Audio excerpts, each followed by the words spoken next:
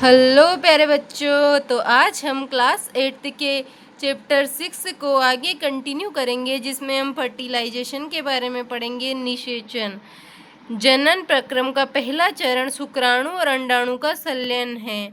जब स्पर्म और ओवम आपस में फ्यूज्ड होते हैं तो उनसे क्या होता है, फर्टिलाइजेशन हो जाता है। जब शुक्राणु अंडाणु के संपर्क में आते हैं तो इनमें से एक शुक्राणु जो होता है, एक शुक्राणु के साथ एक शुक्राणु अंडाणु के साथ संलयित हो जाता है।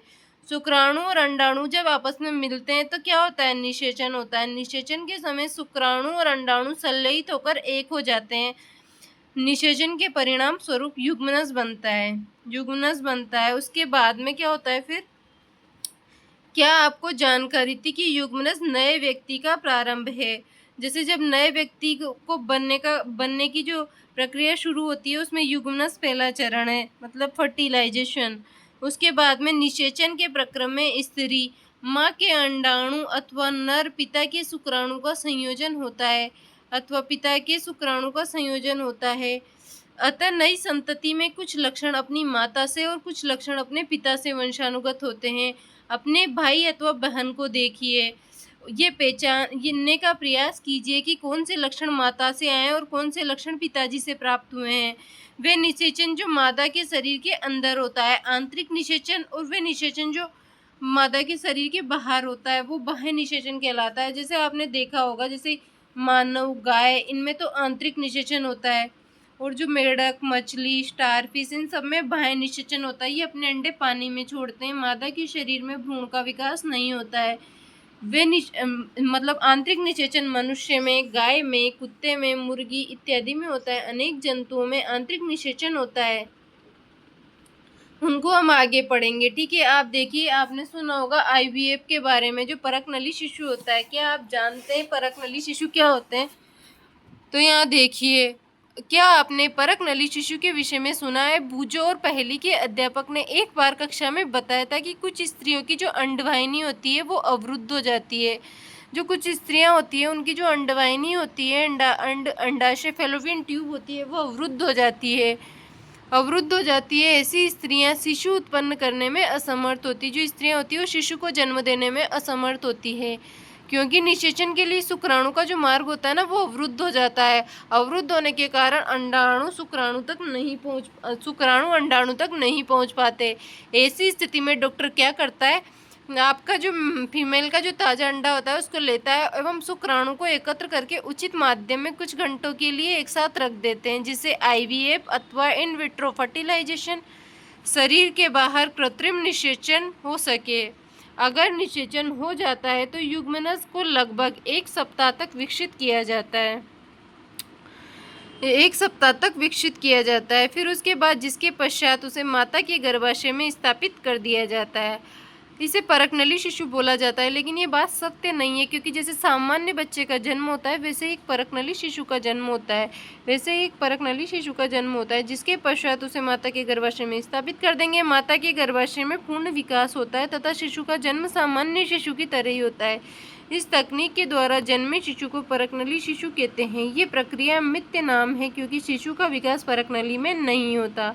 ये प्रक्रिया जो होती है छोटी है, क्योंकि शिशु का विकास जो है परकनली में नहीं होता, उसे माता के गर्भाशय में रोपित कर दिया जाता है। उसके बाद देखो, आपको ये जानकर आश्चर्य होगा कि जंतुओं में निषेचन की प्रक्रिया मादा जंतु के शरीर के बाहर होती है। अनेक जंतु ऐसे भी होते हैं जिनमें जो निषेचन होता है वो मादा शरीर के बाहर होता है, और जंतुओं में निषेचन जल में होता है। आइए पता लगाएं किस प्रकार संपन्न होता है। तो वसंत और वर्षा ऋतु के समय किसी तालाब अथवा मंद गति से बहते झरने का भ्रमण कीजिए, तो आप क्या देखोगे कि जल पर तैरते हुए मेढक के अंडों को ढूंढिए। अंडों का रंग एवं साइज नोट कीजिए। वसंत एवं वर्षा ऋतु में मेंढक एवं टोडपोल पोकर तालाब एवं मंद गति से बहते झरने की ओर जाते हैं। जब नर एवं मादा पानी में आते हैं तो मादा सैकड़ों अंडे देती है। मुर्गी के अंडे सैकड़ों अंडे देती है। मुर्गी के अंडे की तरह मेंढक के अंडों में कवच, मेंढक के जो अंडे होते हैं वो भी कवच से ढके नहीं होते। मुर्गी के अंडे पे क्या होता है, कवच चढ़ा होता है, लेकिन जो मेंढक के अंडे होते हैं वो कवच से ढके नहीं होते।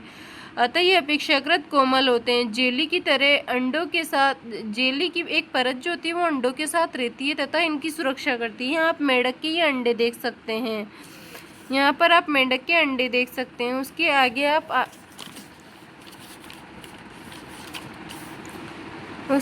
आप पढ़ेंगे, मादा जैसे ही अंडे देती है नर उस पर शुक्राणु छोड़ देता है। जैसे ही फीमेल फ्रॉग, मेंढक जो होता है वो, फीमेल फ्रॉग जो होती है वो अंडे देती है, वैसे ही नर उस पर अपने शुक्राणु छोड़ देता है। प्रत्येक शुक्राणु अपनी लंबी पूंछ की सहायता से जल में इधर उधर तैरते रहते हैं। शुक्राणु अंड कोशिका के संपर्क में आते हैं, जिसके फलस्वरूप निषेचन होता है। इस प्रकार का निषेचन, जिसमें नर एवं मादा युग्मक का संलयन होता है, मादा के शरीर, नर एवं मादा युग्मक का संलयन होता है, मादा के शरीर के बाहर होता है, बाह्य निषेचन कहलाता है। जैसे मछली और स्टारफिश जैसे जलीय प्राणियों में बाह्य निषेचन होता है। जैसे जो मछली होती है, स्टारफिश है, मेंढक है, इन सब में जो निषेचन होता है वो बाह्य निषेचन होता है। यहाँ पर बूजो कहता है कि मछली और मेंढक एक साथ सैकड़ों अंडे देते हैं, जबकि मुर्गी एक समय में केवल एक अंडा देती है। मछली और मेंढक एक साथ जो है सैकड़ों अंडे देते हैं। जो मछली है, मेंढक है, एक साथ क्या करते हैं, सैकड़ों अंडे देते हैं, जबकि मुर्गी एक समय में केवल एक ही अंडा देती है। तो ऐसा क्यों है?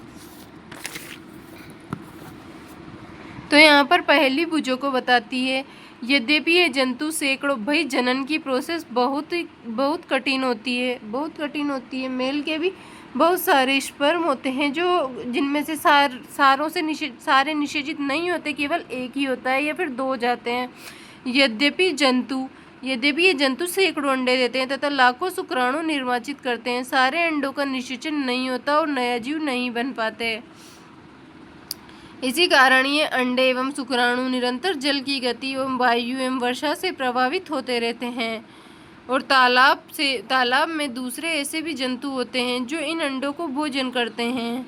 अतः अंड कोशिका एवं शुक्राणु की बड़ी संख्या उत्पन्न होना आवश्यक है, ताकि उनमें से कुछ जीव जो होते हैं उनका निषेचन सुनिश्चित किया जा सके। तो यहाँ पर पहली भुजों को बताती है कि लाखों अंडे देते हैं, वो लाखों, मतलब यद्यपि जंतु सैकड़ों अंडे देते हैं, लाखों शुक्राणु निर्मोचित होते हैं, लेकिन सारों का निषेचन नहीं हो पाता, वे नए जीव नहीं बन पाते। इसी कारण अंडे और शुक्राणु जब निरंतर जल की गति में, वायु एवं वर्षा से प्रभावित होते रहते हैं, तालाब में दूसरे जंतु भी होते हैं जो इन अंडों का भोजन करते हैं। अतः अंड कोशिका एवं शुक्राणु की बड़ी संख्या में आवश्यकता है, ताकि इनमें से कुछ का निषेचन हो सके। ठीक है, एकल कोशिका किस प्रकार एक बड़ा जीव बन जाती है? तो यहाँ पर देखिए, भ्रूण का परिवर्धन, निषेचन के परिणाम स्वरूप युग्मनज बनता है। जिसे आप डायग्राम में देख सकते हैं, रोपित भ्रूण है, यहाँ पर ये अंडाशय है, यहाँ पर अंडाशय है, अंडाशय से जब अंडा निकलेगा, यहाँ पर ये अंडाशय से अंडोत्सर्ग होगा, जब ये अंडवाहिनी में आएगा यहाँ पर युग्मनज बनेगा, इसमें 2 केंद्रक होते हैं, फिर ऐसे बनता बनता एक कोशिकाएं बन जाएगी, भ्रूण यहाँ आकर रोपित हो जाएगा गर्भाशय में, ये कोशिकाओं का पिंड बन जाएगा। और उसके अलावा यहाँ पर देखते हैं विकसित होता हुआ भ्रूण दिखाया गया है इस डायग्राम में। ठीक है, तो यहाँ पर आप देखिए कि निषेचन के परिणाम स्वरूप युग्मनज बनता है, जो विकसित होकर भ्रूण में परिवर्तित हो जाता है। युग्मनज लगातार विभाजित होकर कोशिकाओं के गोले में बदल जाता है। तत्पश्चात कोशिका जो होती है वो समूहीकृत होने लगती है, विभिन्न ऊतकों और अंगों में परिवर्तित हो जाती है। इस विकसित होती हुई संरचना को भ्रूण कहते हैं। भ्रूण गर्भाशय की दीवार में रोपित होकर विकसित होता रहता है। गर्भाशय में भ्रूण का निरंतर विकास होता रहता है। धीरे धीरे विभिन्न शारीरिक अंग जैसे हाथ, पैर, सिर, आँख, नाक, कान इत्यादि बनने लगते हैं, इत्यादि विकसित हो जाते हैं, तथा भ्रूण की वे अवस्था जिसमें वे सभी शारीरिक भागों की पहचान हो सके वो गर्भ कहलाता है। तो आप यहाँ पर गर्भाशय में भ्रूण का डायग्राम देख सकते हैं। जब गर्भ का पूरा विकास हो जाता है तो माँ अपने नवजात शिशु को जन्म दे देती है। मुर्गी में भी आंतरिक निषेचन होता है, परंतु क्या मनुष्य एवं गाय की तरह मुर्गी भी अपने बच्चे को जन्म देती है? तो नहीं, मुर्गी अंडा देती है, फिर भी उसमें आंतरिक निषेचन होता है। तो ये कहना गलत होगा कि जो अंडे देते हैं वो आंतरिक निषेचन करते हैं, क्योंकि मेंढक भी अंडे देता है लेकिन उसमें बाह्य निषेचन होता है, और जो मुर्गी होती है वो भी अंडे देती है लेकिन उसमें अंत निषेचन होता है। आप जानते हैं कि मुर्गी बच्चों को जन्म नहीं देती। चूजे कैसे जन्म लेते हैं, आइए पता लगाएं। निषेचन के फौरन बाद ही युग्मनज लगातार विभाजित होता रहता है। निषेचन के फौरन बाद युग्मनज लगातार विभाजित होता रहता है और अंडवाहिनी के नीचे की ओर बढ़ता रहता है और अंडवाहिनी में नीचे की ओर बढ़ता रहता है। इससे नीचे बढ़ने के साथ साथ जब इस पर सुरक्षित परत चढ़ती जाती है। मुर्गी के अंडे पर दिखाई देने वाला कठोर कवच भी ऐसी ही एक सुरक्षित परत है। कठोर कवच के पूर्ण रूप से बन जाने के बाद मुर्गी अंडे को निर्मोचित कर देती है। मुर्गी के अंडे को चूजे बनने के लिए 3 सप्ताह का समय लगता है। मुर्गी क्या करती है, जब वो अंडा देती है तो उस अंडे को गर्मी देने के लिए अंडे के ऊपर बैठ जाती है। क्या आप जानते हैं कि अंडे के अंदर चूजे का विकास इस अवधि में होता है? 3 सप्ताह में जो चूजा है वो डेवलप हो जाता है। उसके बाद चूजे के पूर्ण रूप से विकसित होने के बाद कवच जो है वो फट जाता है और चूजा बाहर आ जाता है। यहाँ पर हम देखेंगे बाह्य निषेचन वाले जंतुओं में भ्रूण का विकास मादा के शरीर के बाहर होता है। जिन भी जीवों में बाह्य निषेचन होता है उन जंतुओं में जो भ्रूण होता है उसका विकास मादा के शरीर के बाहर होता है। वो भ्रूण अंडावरण के अंदर विकसित होता रहता है। जो भ्रूण होता है ना, वो अंडे के अंदर विकसित होता रहता है। भ्रूण का विकास जैसे ही पूर्ण हो जाता है तो अंडोत्पत्ति होती है तथा अपने तालाब, झरने और मेंढक के टेडपोल तैरते हुए देखे होंगे। यहाँ पर हम कल जो जीव बच्चे देते हैं वो जरायुज जो अंडे देते हैं अंडप्रजक, उनके बारे में पढ़ेंगे। तो आज हम इस टॉपिक को यहीं तक छोड़ते हैं। कल हम जरायुज अंडप्रजक इन सब के बारे में बात करेंगे।